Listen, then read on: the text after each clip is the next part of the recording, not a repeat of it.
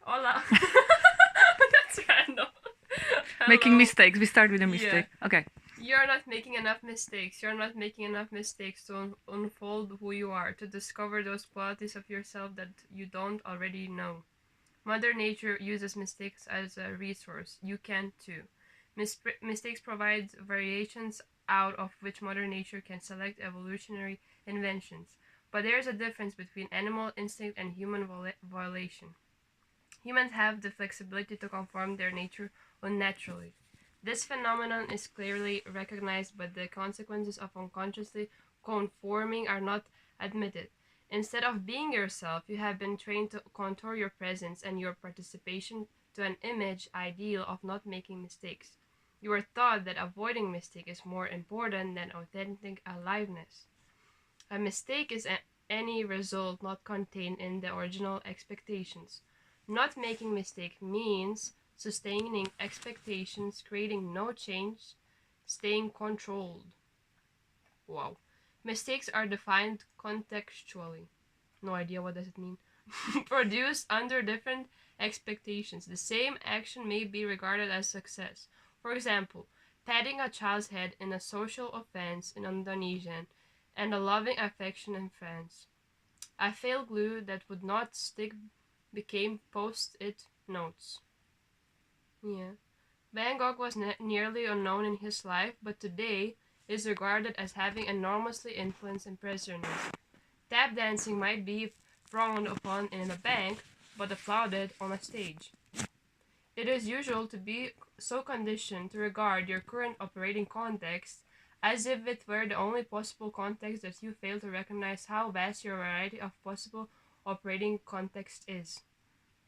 This way, you abdicate responsibility for choosing which context you operate within and let the surroundings choose for you. It becomes habitual to subvert your extemporaneous creativity for almost no reward. You exchange your ability to respond in any way to any situation for the illusion of security that comes from behaving in ordinary way prescribed by your local environment. Wow. For years, you conform your expression until it fossilizes and can take no other form. This is not bad, it's just unconscious herd behavior and does not pay respect to your full intelligence. What can you do? Even the revolutionary motto, question authority, is weak compared to the more responsible challenge, become authority. Becoming the autonomous authority of yourself is radical responsibility. You can retain the option to choose whether or not you adapt the quality of your presence to local norms. This is Gandhi's non-violent, non-compliance, ahimsa satyagraha, disagreeing without requiring that others agree with your disagreement, having a different opinion, having a different opinion. Considering this possibility for yourself may immediately awaken profound fears of being outcast, fears of being regarded as insane, fears of becoming lawless, run amok, fears of being labeled a sociopath. There are formidable fears, more than enough threat to keep most people painting themselves as white sheep. You stop fearing mistakes when you recognize as the mind that erects impossibly perfect goals to measure yourself against. The mind is so easily uses perfect concepts like always or never or one. There is no always, no such thing as one. You think of one apple as you assume that what you think is real, but there is not such thing as one apple. An apple does not end at its skin. An apple is a chemical factory pumping sweet perfumes into the air to attract any eater who will deposit its seeds whether they can sprout and make more apples. An apple cannot appear except from an apple tree, grown from apple seed, in an entire ecosystem of sunlight, rain, and soil.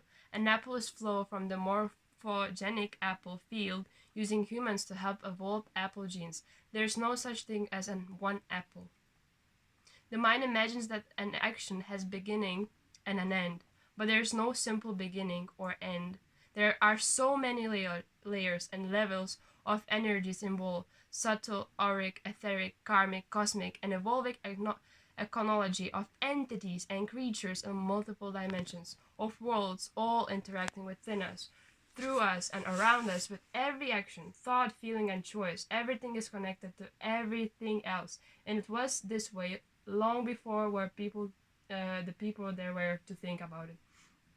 When you get it that making no mistake is only the mind's perfect illusion, then the mind becomes the mistake. Life does not conform to the mind. If you struggle to conform to the mind's concept of making no mistakes, life may be passing you by. Yeah, and then there's more. Okay, Experience. I stop now for a Yeah. break, so